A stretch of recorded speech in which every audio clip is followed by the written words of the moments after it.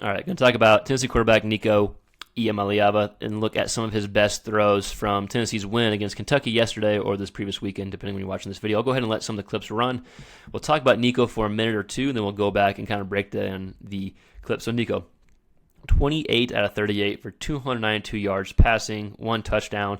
Also had a few important scrambles on the ground as well, some good situational football. This was his first game since week 2 where he had more than 200 yards passing. And so in his first game in SEC competition with more than 200 yards passing. So I think this was probably Nico's best, most complete and most consistent game of the year. I think he started off good, especially even the beginning of the game. I know it was a slow start offensively. You missed 3 field goals, but that wasn't on Nico. I thought he had a good start to the game. And then this drive we're watching here, which we're going to break down in a second, whenever Kentucky came in within, 3 points, and they had to have a big drive. This was a big drive that Nico had several big plays on that led them to get a 10-point lead. I thought he looked more comfortable in the pocket.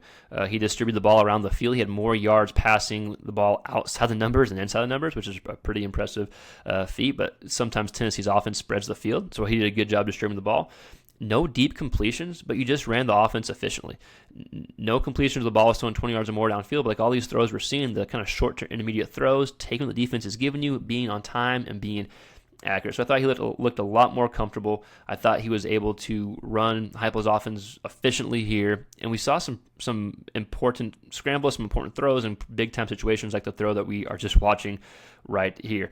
Again, efficient, comfortable, and you could see like a lot of these plays we're going to watch are off play action. 22 of his 28 completions were off play action. He was actually 22 of 28 for 237 off of play action. So it was a good job by Tennessee getting him comfortable and Nico delivering on some big throws. So let's go ahead and break this down. And as always, guys, this is broadcast footage. We're doing this the day after the game, so no all 22. I do apologize. I do have to slow it down, but hopefully does a good enough job getting the point across. So here's one of the, I think this is his second completion on this drive. This is after Kentucky made it 21-18, and so you need to respond here. This is a good long respond that Nico had several good throws and scrambles to let them or to help them eventually get touchdowns. So this is a quick play action. Again, 22 completions off play action, and then to 19 here.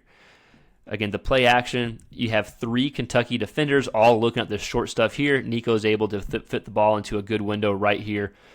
Ended up being a first down. This is one of his longer throws of the game here, right? About 14, 15 yards in the air. So good job hitting it in that pocket to number 19. I forget 19's name. I forget. I apologize. Someone can let me know in the comments below. Again, we do a lot of SEC quarterback content, so we don't have all the names of tight ends, receivers, and backs. So I do apologize.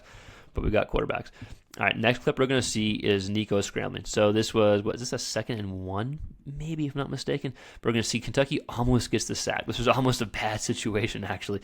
But Nico scrambles. He had several scrambles. He had a 4th and 5 scramble for a first down. He had this scramble for a first down that eventually led to Tennessee scoring a touchdown. So you can see that almost gets him. Whew. And then he gets upfield. He'll make a guy miss, come upfield for a first down here. Again, this is the drive, the same drive. This is a few plays after the throw that we just watched of Nico. And I love the situation of Nico making throws and plays on this drive. It's middle of the 4th quarter or so. You're only up by 3, and Kentucky has some momentum. All right, so here's a 3rd and 7. Nico completed 2 3rd and 7s on this drive. This is a little design rollout here. You're here. It's a 3rd and 7. Throwing on the run. He makes a nice tight throw. Good coverage here as well. Steps up here. Boom. Then makes a good throw here on the run. Again, 3rd and 7 here. You want to get a touchdown. You don't want to get it by field goal. Really good catch as well. Look at that coverage. I think it's really tight coverage. Boom. He's able to fit it into a window that's not very big at all, right? All right. Next clip we'll watch. Another 3rd and 7 on the same drive. This is the last clip on this drive, and then eventually they're able to punch it in for a touchdown. But it's a 3rd and 7 throw from Nico, again, off of play action. I think every clip we're watching is off play action except maybe that little design rollout that we just watched. But this is to, I believe, McCoy. Someone can correct me if I'm wrong, but he had several throws just like this. Ball's out quick. It's efficient when you are on time with your throws. It allows the receiver to get some opportunities for some yak, and he was able to get some here for a first down. So really good drive by Nico. Converted on 2 3rd and 7s. You had a nice long pass or intermediate pass to the tight end earlier on the drive, and you had that run that got you for a first down. Okay, so here's Nico's first and only touchdown pass of the game. This is after one of Kentucky's turnovers. Tennessee gets the ball inside the 5, and this throw puts you up by 11. I think it's 14-10 at this point in the game here. A little play action here. You're going to see the defender take the running back. Boom, the defender takes running back. Good job by Nico on that fake here. Able to roll out and throws a good ball. Is it Kittleman? Someone let me know who 87 is, because he found the tight ends often yesterday, and 87 was one of his favorite targets yesterday. Good touchdown there by Nico. This got you that comfortable lead, and then Kentucky was able to get within 18, and the 4 clips we just watched showed Nico's ability to bounce back. So here's a few clips earlier on in the game, because those were good situational throws that Nico was in a high leverage situation and was able to convert on. So let's look at some of these earlier throws. So here's beginning of the game, early in the first quarter. Quick little play action, little half roll here, dump it off to your tight end, able to get a first down here, just take what the defense gives you. Again, run Heupel's offense, and he's comfortable throwing on the run. We talked about this in previous videos with Nico before. He's more comfortable throwing on the run and off of play action, although he did have several throws where I thought he looked more comfortable in the pocket. But again, you got him comfortable early. Quick play action, design rollout. Next clip here, for early drive in the game here. No play action. Nico steps up in the pocket, hits 87 again for a first down. Watch this throw here. Comes up. Boom. Good throw here again early in the game. They missed, I think, 3 field goals in the first half, and this was one of the drives they missed a field goal on. I think this was either their first or second drive in the game.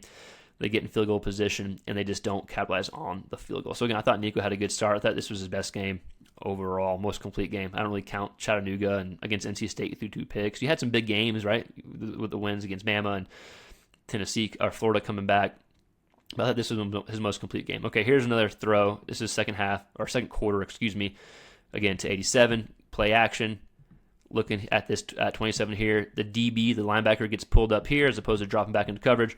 Good job by Nico. Again, off play action, throwing a nice throw. I think this may have been their first. Was this their first touchdown drive? Either this one or this next clip we're about to watch was their first touchdown drive. I can't remember off the top of my head. But last clip we'll watch, again, it's off play action, but it's from the pocket. It's to McCoy out here. It's a good example of when you hit your receiver on time, when you're accurate, it lets the receivers get some yards after a catch, which we watched McCoy earlier on this video as well.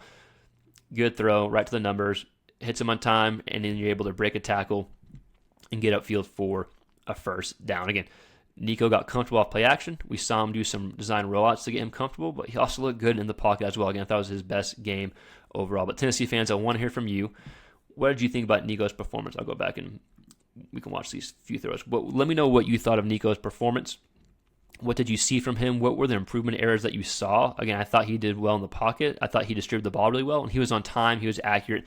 He didn't look there wasn't that inconsistent up and down, right? But I want to hear from you. What did you think about the game? Was it his best game of the year? Let me know your thoughts in the comments below. And as always, you're big at SEC Quarterback Hub. So if you like this type of SEC quarterback content, please consider subscribing to the channel. It helps us grow. Like, share. Keep following us along. We'll see you next time. Peace.